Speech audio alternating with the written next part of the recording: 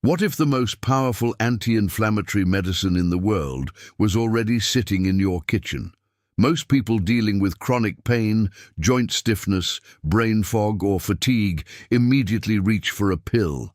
And while medication has its place, there is something that pharmaceutical companies would rather you not think too much about. Food. Real, whole food. Not supplements, not powders. Actual ingredients that your body recognizes and uses in ways that synthetic drugs simply cannot replicate. Today, we are going over 8 foods that fight inflammation better than pills. And by the end of this video, you will never look at your grocery list the same way again. Stay with me, because the last one on this list genuinely surprises most people, even those who think they already know everything about anti-inflammatory eating. And here is something worth keeping in mind before we dive in. This is not about following a perfect diet or becoming obsessed with what you eat. This is about making small, consistent swaps that compound over time into genuinely significant changes in how your body feels and functions every single day. Let us start with what inflammation actually is, because most people misunderstand it completely. Inflammation is not always the enemy. When you cut your finger or fight off a cold, short-term inflammation is your immune system doing exactly what it should. The problem is chronic, low-grade inflammation, the kind that simmers quietly in your body for months or years, silently damaging cells, stiffening joints, clouding your thinking, and laying the groundwork for serious diseases like diabetes, heart disease, and even certain cancers. And here is the uncomfortable truth. Most modern diets are basically gasoline on that fire. Processed foods, refined sugars, seed oils, and excessive alcohol keep that inflammatory response switched on around the clock. But certain foods do the exact opposite.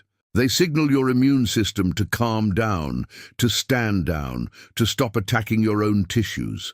Scientists call these compounds phytonutrients, polyphenols, and fatty acids, but what matters is what they do inside your body. And what they do is remarkable. So let us get into them. The first food is turmeric. You've probably heard of it, but what most people do not realize is just how potent it truly is. The active compound in turmeric is called curcumin, and it works by blocking a molecule known as NF-κB, which travels into the nucleus of your cells and switches on the genes responsible for inflammation. Several studies have shown that curcumin can match the effectiveness of some anti-inflammatory drugs without the side effects. The catch is absorption. Curcumin on its own is poorly absorbed by the body. The trick is to pair it with black pepper, which contains a compound called piperine that increases curcumin absorption by up to 2,000%. Add turmeric and black pepper to soups, scrambled eggs, or golden milk, and you are giving your body a genuinely powerful tool against chronic inflammation. The second food is fatty fish, particularly salmon, sardines, and mackerel. These are loaded with omega-3 fatty acids, specifically EPA and DHA, which are some of the most thoroughly studied anti-inflammatory compounds in nutritional science. Omega-3s work by reducing the production of inflammatory molecules like cytokines and eicosanoids. Multiple clinical trials have shown that people who regularly consume fatty fish have significantly lower markers of inflammation, including C-reactive protein and interleukin-6. The American Heart Association recommends eating fatty fish at least twice a week, and for good reason. If you struggle to eat fish regularly, this is also a good moment to mention that there is a link in the pinned comment below for a natural supplement that many people have found helpful for managing inflammation from the inside out. It is worth checking out while you continue watching. The third food is extra virgin olive oil, not regular olive oil. Extra virgin. The difference matters enormously. Extra virgin olive oil contains a compound called oleocanthal, which has been shown to work in a remarkably similar way to ibuprofen. It inhibits the same inflammatory enzymes, COX-1 and COX-2, that over-the-counter painkillers target. Researchers at the Monell Chemical Senses Center actually discovered this by noticing that fresh olive oil produced a similar throat sensation to liquid ibuprofen. The higher the quality of the olive oil, the more oleocanthal it contains. Use it as a salad dressing, drizzle it over vegetables, or dip bread in it. Just do not cook with it at high heat, because that destroys the very compounds that make it so beneficial.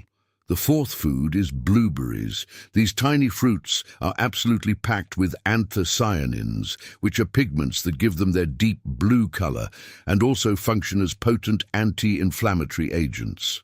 Studies have shown that people who eat blueberries regularly have lower levels of several key inflammatory markers. But here is what makes blueberries especially interesting.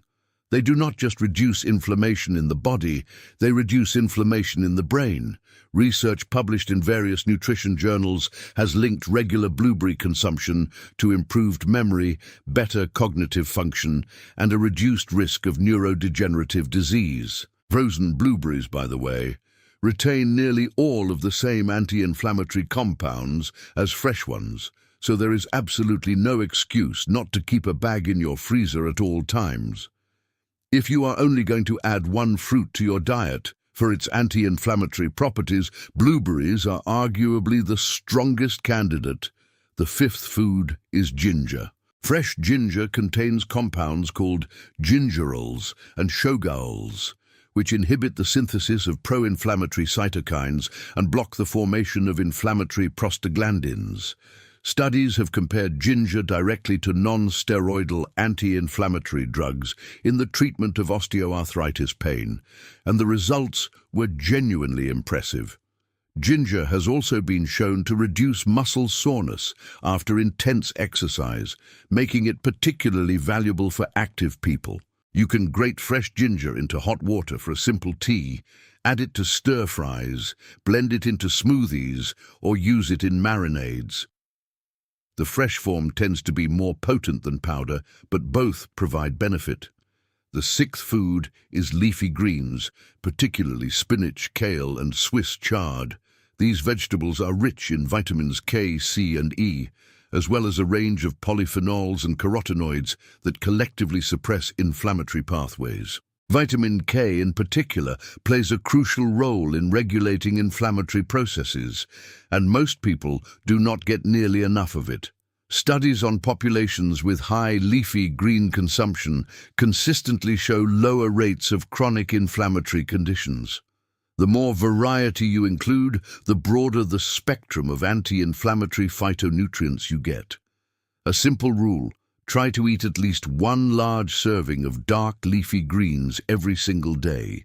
If you find the taste too bitter, lightly sautéing them in extra virgin olive oil with a pinch of garlic completely transforms the flavor while actually enhancing the absorption of the fat-soluble anti-inflammatory vitamins they contain.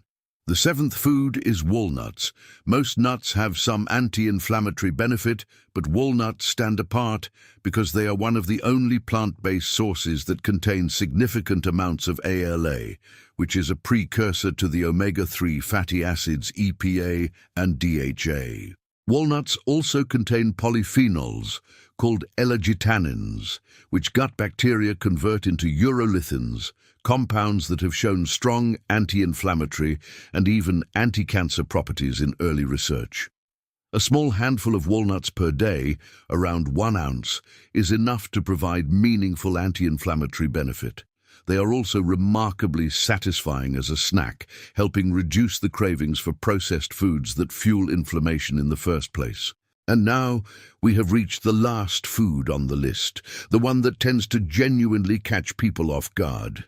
It is green tea. Not because green tea is unknown, but because most people drastically underestimate how powerful it actually is. Green tea contains a catechin called EGCG, which stands for epigallocatechin gallate, and it is one of the most extensively researched anti-inflammatory and antioxidant compounds ever identified. EGCG has been shown to inhibit the same NF-κB pathway that curcumin targets. It reduces oxidative stress at the cellular level, it suppresses inflammatory cytokines, and it even appears to protect DNA from inflammatory damage.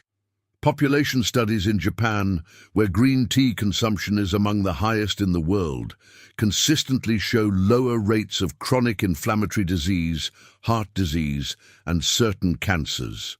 The key is the quality and preparation. Brew it at around 80 degrees Celsius rather than boiling water, which preserves the delicate catechins. Drinking 2 to 3 cups per day appears to be the sweet spot based on most of the available research. And before you finish the video, remember to check the link in the pinned comment below. There is a natural product there that complements exactly what we covered today, and a lot of people have found it to be a genuinely helpful addition to an anti-inflammatory lifestyle. Here is the big picture. Inflammation is not an abstract medical concept. It is happening in your body right now to some degree, and the food you eat either turns it up or turns it down. You do not need to overhaul your entire diet overnight. Start by adding 2 or 3 of these 8 foods consistently.